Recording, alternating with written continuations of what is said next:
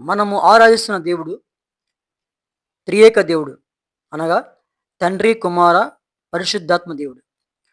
కాబట్టి యేసుప్రభు వారు కొన్ని మాటలు మనకి చెప్పి ఉన్నారు. నేను తండ్రిని వేడుకొందును, మీ యొద్ద ఎల్లప్పుడూ ఉంటకు. ఆయన వేరొక ఆదరణకర్తను అనగా సత్యస్వరూపియగు ఆత్మను మీకు అనుగ్రహించును. లోకము ఆయనను చూడదు, ఆయనను ఎరుగదు గనుక ఆయనను పొందనేరదు. మీరు ఆయనను ఎరుగుదురు. ఆయన మీతో కూడా నివసించును, మీలో ఉండునని చెప్పేసి దేవుడు కొన్ని శ్రేష్టమైన మాటలు మనతో పలికున్నారు.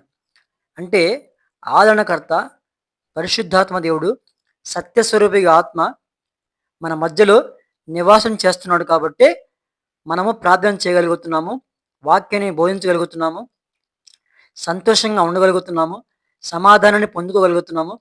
కాబట్టి ఆ ఆదరణకర్త మన మధ్యలో ఉండి మనల్ని ధైర్యపరుస్తున్నాడు, మనకి బోధిస్తున్నాడు.